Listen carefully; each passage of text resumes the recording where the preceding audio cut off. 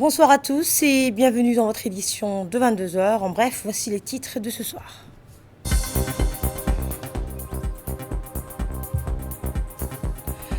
Une conférence débat consacrée à l'inscription du Harisseh au patrimoine culturel immatériel de l'UNESCO a eu lieu hier à la Bibliothèque nationale.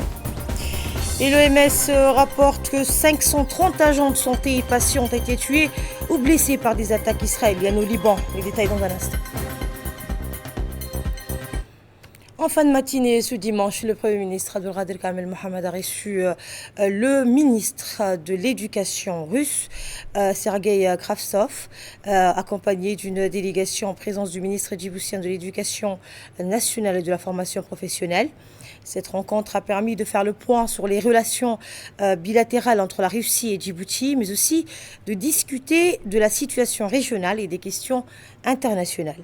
Les échanges ont principalement porté sur le renforcement des partenariats dans les domaines de l'éducation et de la formation.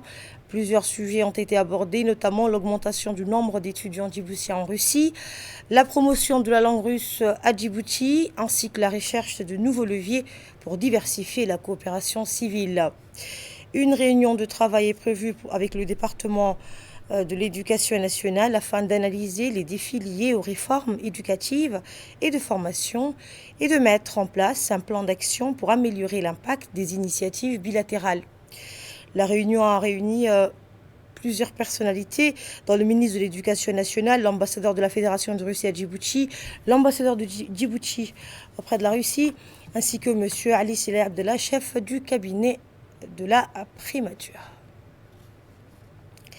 Dans le cadre de sa visite officielle, le ministre russe de l'Éducation a renforcé les liens bilatéraux à travers des rencontres diplomatiques et culturelles marquées par un hommage à l'histoire commune avec la région de Tadjoura. La suite dans cette séquence.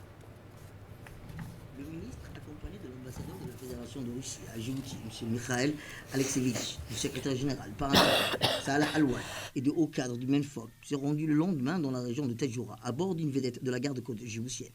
À l'arrivée à la jetée de l'Escale,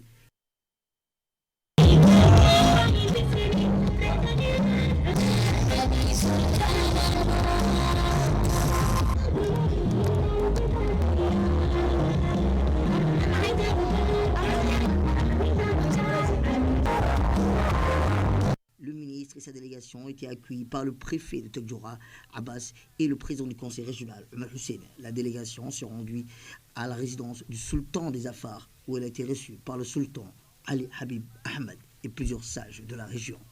Cette rencontre empreinte de respect, de convivialité, a permis d'évoquer la longue tradition du sultanat des Afars, héritage séculaire transmis de génération en génération. Le sultan a rappelé le rôle central de cette institution dans la préservation des valeurs culturelles et identitaires de la communauté afar. Un moment fort de la visite a été l'évocation de l'expédition russe de 1889, conduite par M. Achinov Sagalou, qui témoigne des premières interactions entre la Russie et Tadjoura. Pour conclure, le ministre et le sultan ont échangé des cadeaux symbolisant respect et fraternité.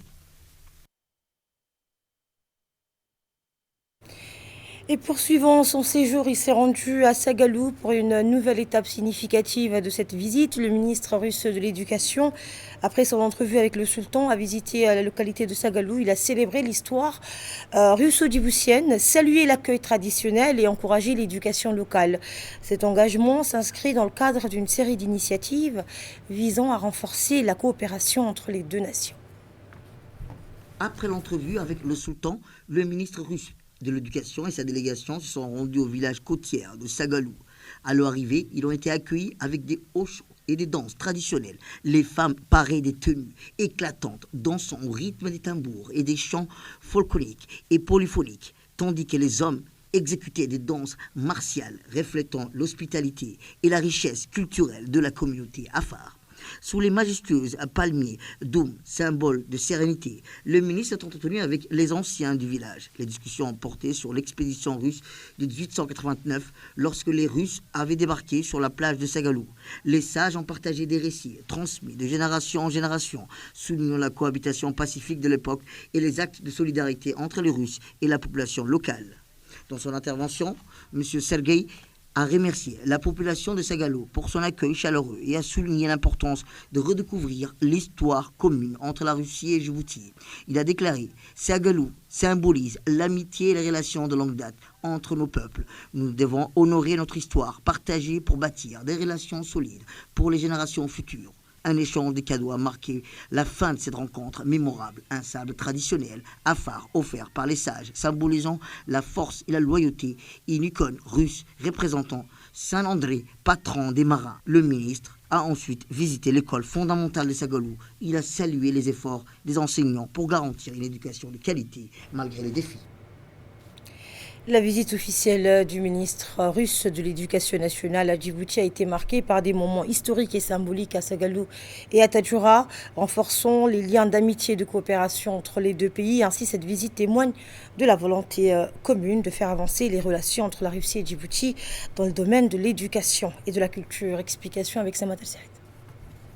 La visite officielle de M. Sergei Kraskov, ministre de l'Éducation nationale de la Fédération de Russie, et sa délégation à Djibouti s'est poursuivie par des moments forts à Sagalou et Tadjoura, accompagné du secrétaire général par intérim du MENFOP, M. Salah Alouane Issé, et de hauts cadres du ministère.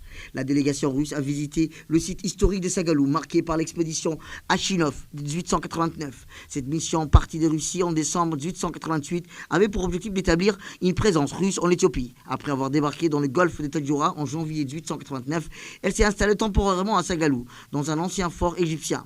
Les conditions climatiques difficiles et les interactions complexes de l'époque ont toutefois conduit l'expédition à regagner la Russie.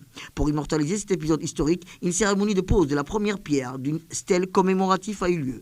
Ce monument, construit en collaboration avec les autorités locales, symbolisera les liens d'amitié et de coopération entre la Russie et Djibouti. La délégation a ensuite poursuivi sa visite à Tadjoura, où un déjeuner officiel a été offert en son nom et en honneur au Gadila Resort Hotel. Ces moments conviviaux a permis d'échanger constructifs entre les représentants russes et djiboutiens, renforçant les relations bilatérales dans les domaines de l'éducation et de la coopération culturelle.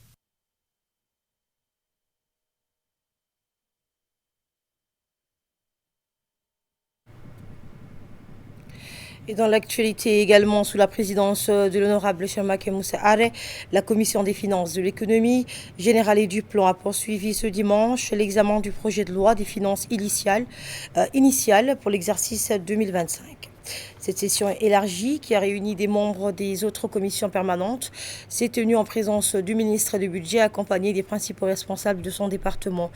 Les débats ont principalement porté sur les mesures fiscales et les dispositions relatives aux recettes prévues dans le projet de loi des finances initiales pour l'exercice 2025. La commission poursuivra donc ses travaux dès demain, lundi, avec de nouvelles analyses et des auditions prévues pour approfondir l'examen du projet. Une conférence scientifique organisée à la Bibliothèque nationale en partenariat avec l'UNESCO et l'ANPC sous l'égide du ministère de la Jeunesse et de la Culture a célébré hier l'inscription du Har-Issé au patrimoine culturel immatériel de l'humanité, tout en mettant en avant la coopération régionale et la valorisation des patrimoines djiboutiens. La suite avec Samat El-Saïd. L'auditorium de la Bibliothèque nationale de Djibouti a accueilli une conférence scientifique et des débats marquant la clôture de la Semaine nationale des patrimoines. Cet événement a été co-organisé par l'UNESCO, Djibouti et l'Agence nationale pour la promotion et la culture, sous l'égide du ministère de la Jeunesse et de la Culture, pour célébrer l'inscription de Har-Issé sous la liste représentative du patrimoine culturel immatériel de l'humanité. Placé sous le patronage de Dr Hibo Moumen Assou, ministre de la Jeunesse et de la Culture, cette matinée a réuni un public prestigieux, incluant des ministres de la région, État Somalie, Éthiopie, des parlementaires djiboutiens, ainsi que des élus communaux régionaux. Après le discours officiel, les participants assisté à des panels scientifiques enrichissants, suivis des débats avec un public venu nombreux. Un moment fort de la matinée a été l'annonce de la traduction en anglais du premier ouvrage consacré à Har-Issé, rendant ainsi ce patrimoine accessible à un public international. La matinée se conclut sur une note d'optimisme avec un appel d'intensifier les efforts pour inscrire d'autres patrimoines djiboutiens sur la liste de l'UNESCO. La conférence a été un véritable succès, renforçant la reconnaissance universelle du Har-Issé et promouvant sa préservation grâce à des programmes de valorisation, d'éducation et de formation. Les discussions ont également souligné l'importance de la coopération régionale.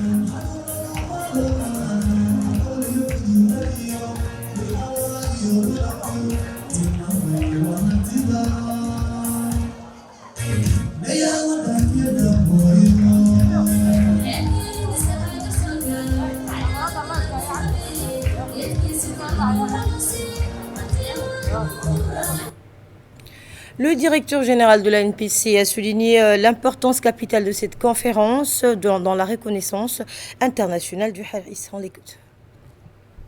Je vous souhaite la bienvenue à cette célébration suivie d'une conférence scientifique intitulée Patrimoine culturel, un réservoir des savoirs et des savoir-faire à explorer, organisée dans le cadre de la Semaine nationale des patrimoines, initiative de son Excellence Monsieur le Président de la République de Djibouti. Cette rencontre célèbre une réalisation majeure, l'inscription du HER sur la liste représentative du patrimoine culturel immatériel de l'humanité par l'UNESCO, fruit d'une collaboration régionale entre Djibouti, l'Éthiopie et la Somalie.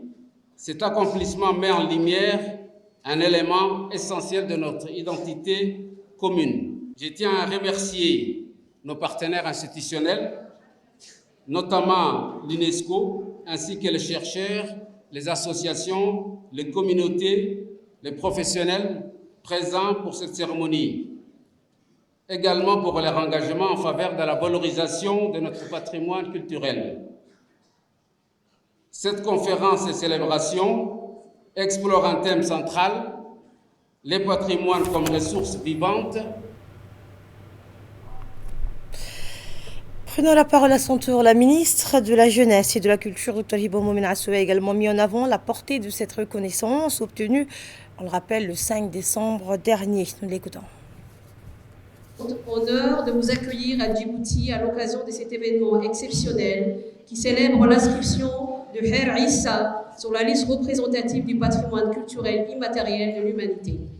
Cette reconnaissance internationale accordée le 5 décembre dernier est une étape majeure dans la préservation et la valorisation de notre riche héritage culturel commun. Bénéficiant d'une documentation scientifique riche, l'élément du patrimoine culturel immatériel de la Corne d'Afrique est aujourd'hui reconnu comme un bien mondial. Cette réalisation remarquable résulte d'une collaboration régionale exemplaire entre Djibouti, l'Éthiopie et la Somalie. Je tiens donc à exprimer mes sincères remerciements à tous les acteurs de cette initiative collective ainsi qu'à tous les citoyens de nos trois pays qui ont soutenu cet effort. Je voudrais particulièrement saluer la présence de plusieurs ministres de l'État régional Somalie et de l'Éthiopie avec nous ce matin et des responsables de la recherche de l'autorité de la recherche et de la conservation du patrimoine mondial éthiopien, ainsi que leur grande délégation qui nous honore de leur présence aujourd'hui. Permettez-moi aussi de rendre hommage à toutes celles et ceux qui ont travaillé avec dévouement à la préparation du dossier des candidatures. Parmi eux, je voudrais citer Mme Ayane Ali Moussa, députée fédérale de l'Éthiopie, ainsi que leurs représentants de la Somalie et de Djibouti qui ont joué un rôle clé dans cette entreprise. Je tiens à souligner la contribution inestimable de chercheurs djiboutiens qui ont consacré leurs travaux à étudier le HER. Et je tiens à citer Dr Ali Moussaïe, Abdel Haji, Dr Sagal Mohamed Jama, Ibrahim Ahmed Ali, et j'en oublie sûrement, et bien d'autres qui ont enrichi cette documentation scientifique qui a permis d'inscrire parce qu'il fallait aussi beaucoup de données scientifiques. Et dans le reste de l'actualité, la radiodiffusion-télévision du Djibouti franchit une nouvelle étape dans la valorisation de son patrimoine audiovisuel. Dans l'après-midi d'hier, dans la salle de réunion de la RTD, s'est tenue la cérémonie de clôture de la formation dédiée aux archives, organisée en partenariat avec la radio-télévision de Turquie, la TRT, présidée par le directeur général de la RTD. Cette cérémonie a rassemblé plusieurs responsables de l'institution, des représentants de l'ambassade de Turquie à Djibouti, ainsi que les experts et formateurs turcs ayant assuré cette formation. Durant 5 jours intensifs, les participants ont renforcé leurs compétences dans des domaines clés tels que la gestion, la conservation et la valorisation des documents archiviques archivistique. Une étape essentielle pour garantir la sauvegarde et l'accessibilité du riche patrimoine médiatique de la RTD pour les générations futures. Le directeur général de la RTD, Aden Abdijama, a salué l'engagement des formateurs et des participants, soulignant l'importance d'appliquer ces nouvelles compétences au quotidien pour moderniser la gestion des archives audiovisuelles de la RTD. Moment fort de la cérémonie, la remise des certificats aux participants attestant de leur implication et de la qualité de leur apprentissage. La séance s'est conclue par un échange de cadeaux suivi d'une traditionnelle photo de famille symbolisant l'esprit de collaboration entre les équipes djiboutiennes et turques. Cette initiative donc marque une avancée significative dans les efforts de la RTD pour préserver l'histoire audiovisuelle du pays et renforcer donc les capacités de son personnel dans ce domaine stratégique.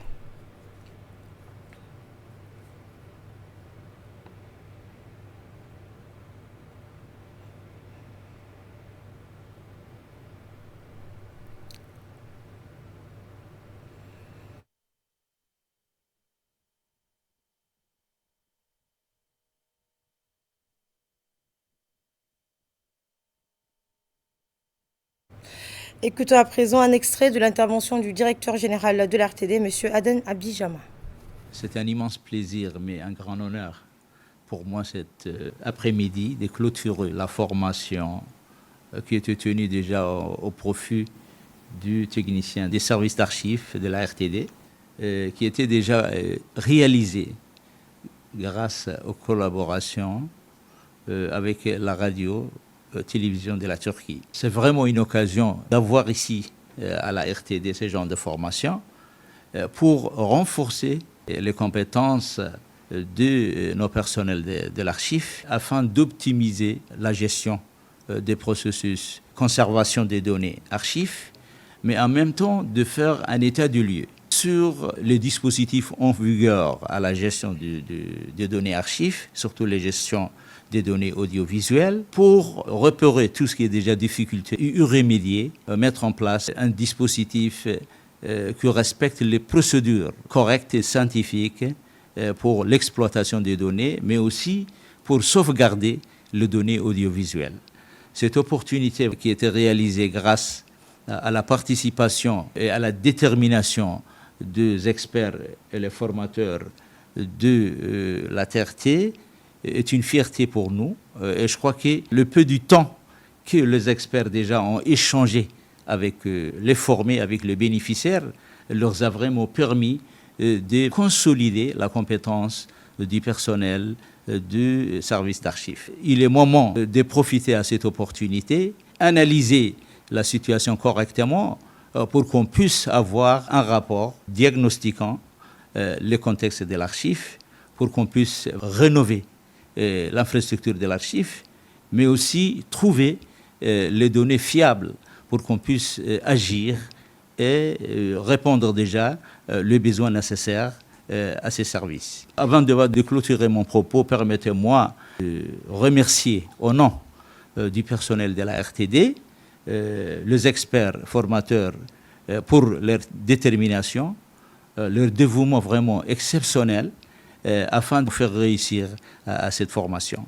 Mais sans oublier en même temps de féliciter les bénéficiaires pour leurs engagements, la détermination fructueuse pour que cette formation s'aboutisse. Autre information, renforcement des capacités de la garde côte djiboutienne, gestion de la migration et sauvetage en mer. Au centre d'instruction navale de Doralé, une cérémonie présidée par le colonel Ouass Omar Bokhoré a eu lieu donc hier. Eh bien, cet événement marquait la remise d'équipements essentiels. Cette initiative soutenue par l'OIM, le programme GIZ-BMM et l'Union européenne vise à renforcer les capacités de recherche et sauvetage et d'assistance en mer, particulièrement pour les migrants en détresse. La cérémonie s'est conclue par une remise officielle des équipements et un échange symbolique de cadeaux entre les partenaires. Écoutez Madame Leila Hassan, coordinatrice nationale du programme GIZ-BMM, qui a souligné l'importance de ces efforts pour la sécurité maritime. et du développement, le BMZ, et l'Union européenne pour leur soutien indéfectible qui permet de concrétiser nos initiatives. Permettez-moi de mettre en lumière le rôle central des gardes-côtes de Djibouti. Leur mission est fondamentale face aux défis croissants liés à la gestion des migrations et à la protection des droits humains, agissant à la fois comme un bouclier contre les réseaux criminels de traite et de trafic et comme un pont vers des solutions humaines pour les personnes en situation de vulnérabilité. C'est dans cet esprit de coopération et d'engagement que nous nous réunissons aujourd'hui pour remettre officiellement des équipements aux gardes-côtes de Djibouti. Cette initiative n'aurait pas été possible sans la précieuse collaboration entre les partenaires du BMM, les autorités djiboutiennes et bien entendu les gardes-côtes. Nous sommes convaincus que ces équipements seront utilisés de manière responsable et efficace, contribuant ainsi à la réalisation de nos objectifs communs en matière de sécurité, de protection et de respect de la dignité humaine. Monsieur Christian Spoudarik et Madame Tenja Pacifique ont tour à tour souligné le soutien de l'Union européenne et l'engagement de Djibouti dans la gestion migratoire et le sauvetage en mer. On les écoute. D'être avec vous ce matin dans vos locaux, dans mon capacité de chargé d'affaires de l'Union européenne. L'Union européenne est, comme vous savez peut-être, le principal bailleur de fonds qui accompagne Djibouti sur la question migratoire. Nos dons s'élèvent depuis 2017 à ce jour à plus de 70 millions d'euros, auxquels s'ajoutent des fonds mis à disposition par des programmes régionaux, parmi lesquels se trouve le Better Migration Management, un projet extrêmement multidisciplinaire avec un impact unique sur chaque pays couvert par le programme. Je suis débuté en soulignant le travail de qualité assuré par l'AIOM avec nos partenaires djiboutiens dans le cadre de ce projet. Dans ce cadre du renforcement des structures migratoires au sein de notre coopération, c'est avec honneur et satisfaction que j'assiste à cette cérémonie de remise du matériel, même si modeste, au sein du projet BMM et pour le bénéfice de la garde-côte djiboutienne. Ce matériel vise à renforcer les capacités des gardes-côtes pendant un moment très critique pour la gestion des migrations pour le gouvernement de Djibouti. La nécessité de renforcer la coordination et le partenariat entre l'UE et les autorités djiboutiennes chargées de la migration devient de plus en plus cruciale. Cette année a mis l'accent sur le besoin de porter plus attention sur la problématique des mouvements migratoires mixtes par mer et de remédier par des voies de migration plus sûres et régulières. Réduire les pertes humaines à travers des actions concertées pour faire face aux mouvements migratoires mixtes dangereux effectués par mer reste la probité de notre engagement avec la garde-côte djiboutienne dans ce contexte. Aujourd'hui, le 19 décembre, un jour après la Journée internationale des migrants, je réitère l'engagement de l'Union européenne pour une collaboration plus étroite entre l'Union européenne et l'État djiboutien dans la gouvernance des migrations. Au nom de l'Organisation internationale pour les migrations, je tiens à exprimer ma gratitude au gouvernement djiboutien pour son engagement constant, ainsi qu'à nos partenaires pour leur soutien indéfectible. Au cours de l'année 2024, au moins 218 migrants ont perdu la vie en mer ou sont portés disparus. Cette année se distingue comme la plus meurtrière pour les traversées maritimes des migrants entre l'Afrique de l'Est et le Yémen. Il est essentiel de mentionner l'engagement du gouvernement de Djibouti dans la gestion des urgences et les efforts consacrés au sauvetage des migrants en mer. L'OIM est fier d'être votre partenaire et d'accompagner les gardes-côtes et le gouvernement dans ce processus de continuer la protection et l'assistance des migrants. On sait que le défi est grand, mais on reconnaît aussi qu'avec ce partenariat, on pourra continuer ce travail très important. Je tiens à remercier aussi la collaboration très positive qu'on a avec GIZ dans ce projet et dans d'autres domaines. Et je tiens à remercier encore une fois chaleureusement le gouvernement de Djibouti que vous tous représentez et le travail très important que vous faites pour sauver des vies en mer, que ce soit des migrants ou que ce soit une autre catégorie et que de toute façon sont surtout et d'abord des êtres humains. Prenons la parole à son tour. Le colonel Waas Omar Bougourer a exprimé sa gratitude envers l'OIM, la GIZ, l'Union européenne et le ministère fédéral allemand de la coopération économique et du développement pour leur soutien. On l'écoute.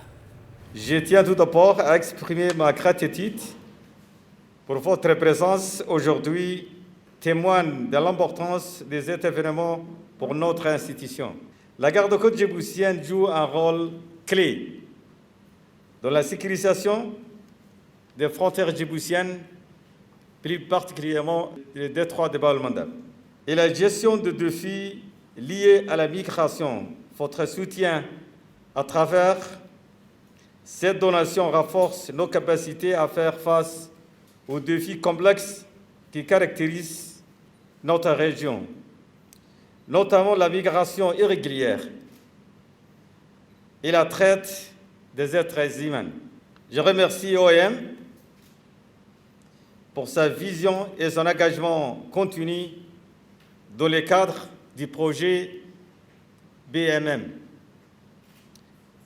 Nos remerciements s'adressent également à la G7, à l'Union européenne et au ministère fédéral d'Allemagne de la coopération économique. La garde-côte djiboutienne a utilisé ces outils pour améliorer l'intervention et contribuer à une migration ordonnée et respectueuse des droits d'êtres humains. En mon nom et au nom de tout le personnel de la garde-côte djiboutienne, je réitère nos sincères remerciements pour cette contribution précieuse. Ensemble, nous construisons un avenir où la migration est gérée de manière digne et humaine. Dans le cadre de ces efforts pour la préservation de l'environnement, la police nationale a récemment créé une nouvelle unité spécialisée, la police environnementale et des espaces verts. Chargée de protéger et valoriser notre patrimoine naturel, cette unité a lancé une première initiative en organisant ce week-end une opération de nettoyage et de plantation d'arbres le long de la route de Nagad. Dès les premières heures de la journée, des dizaines de policiers se sont mobilisés pour débarrasser cette route des déchets avant de planter une centaine d'arbustes. Cette action vise non seulement à embellir cet axe routier, mais également à renforcer le verdissement de notre pays. Pour garantir la pérennité de ces efforts, la police environnementale patrouillera régulièrement afin de prévenir toute dégradation des arbustes plantés et de maintenir la propriété des lieux. Avec cette opération, la Direction générale de la police nationale réaffirme son engagement envers l'environnement en prenant de telles initiatives. Elle espère sensibiliser les citoyens à l'importance de la préservation de notre cadre de vie et les inciter à agir pour rendre notre pays plus propre et plus vert.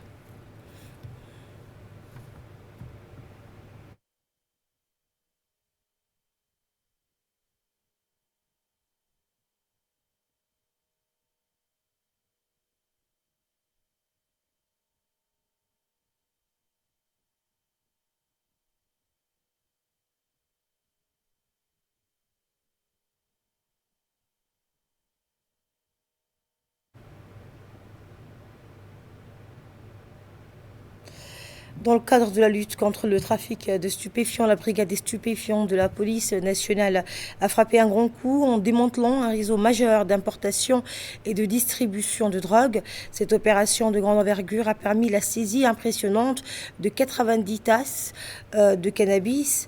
L'enquête menée dans les quartiers 4 et à Cité Saoudi a abouti à l'arrestation de 7 individus, dont le chef du réseau. Parmi les suspects figurent également des dealers et un employé d'une société de transit soupçonné d'avoir utilisé ses contacts avec des camionneurs éthiopiens pour acheminer la drogue.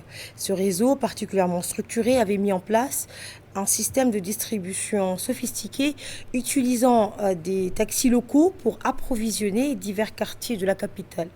Cette organisation témoigne d'un haut niveau de coordination parmi les trafiquants. La saisie dont la valeur marchande est estimée à 1 400 000 de nos francs met en lumière le travail minutieux et déterminé des enquêteurs. À l'issue de l'opération, les suspects, dont une femme, ont été présentés au parquet. Compte tenu de la gravité des faits, le magistrat a saisi un juge d'instruction, ouvrant ainsi une information judiciaire pour poursuivre les investigations.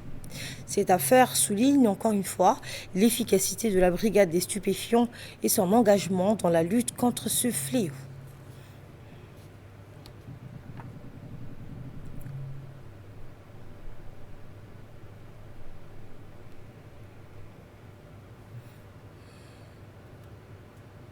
Elle a eu également à Djibouti la formation sur le leadership et la sensibilisation communautaire organisée par l'INAP en partenariat avec l'AIMF et l'Union européenne s'est achevée à Sunny Hill Center à Arta. L'objectif, renforcer les capacités locales pour une gouvernance inclusive et participative. L'événement a réuni des acteurs clés, dont des représentants des autorités locales et des organisations de la société civile, ainsi que des personnalités comme El Mebouh, président du conseil régional d'Arta, et de M. Chelmak Idriss, directeur général de l'INAP. Les participants ont suivi des modules pour développer leurs compétences en leadership, sensibiliser les communautés et renforcer la collaboration entre les acteurs locaux. Ce projet trace la voie vers un développement harmonieux et durable à Djibouti.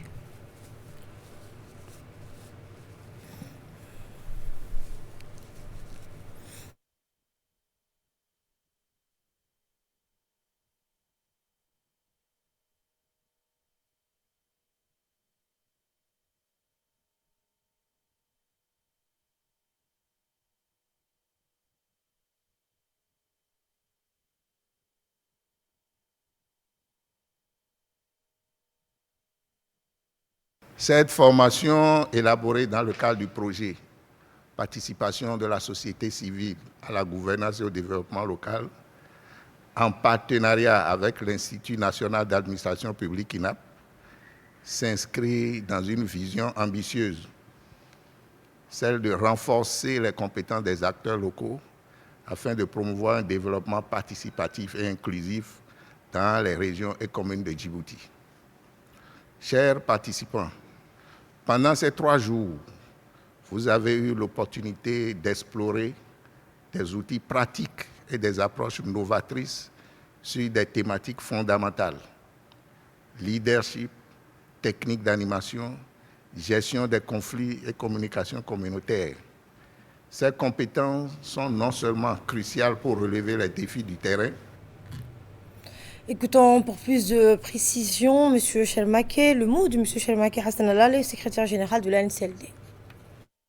Une grande fierté que je prends la parole aujourd'hui pour célébrer la clôture de cette formation enrichissante sur le leadership et la sensibilisation communautaire. Tout d'abord, je tiens à saluer chaleureusement la participation active des membres des organisations de société civile ainsi que celle des agents territoriaux qui ont également pris part à cette initiative. Votre collaboration tout au long de cette session témoigne de votre engagement commun en faveur du développement durable et de la cohésion communautaire.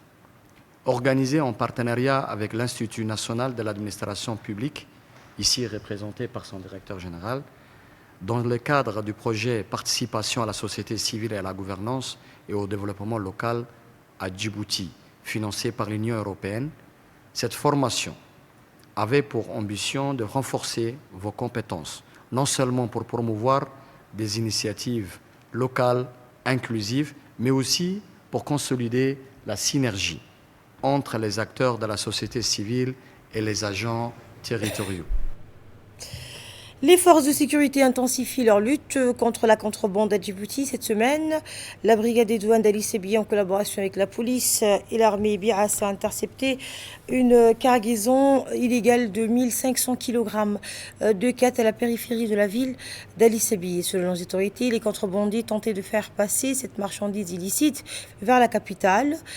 Conformément aux procédures en vigueur, la cargaison a été détruite sur place en présence du chef de la brigade des douanes d'Ali Sebi.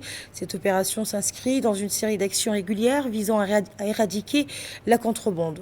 Chaque semaine, des quantités importantes de khat interdites d'importation et de vente sur le territoire sont saisies et incinérées par les douaniers.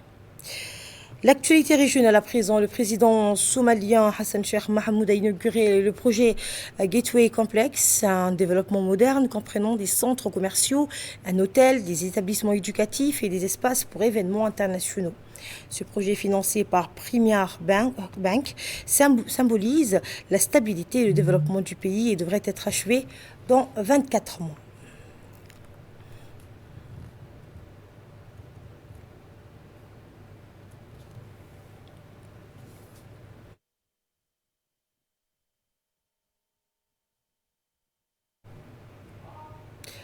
Et l'OMS a rapporté que plus de 530 personnes, dont des agents de santé et patients, ont été tués ou blessés dans des attaques israéliennes sur des établissements de santé au Liban depuis octobre 2023.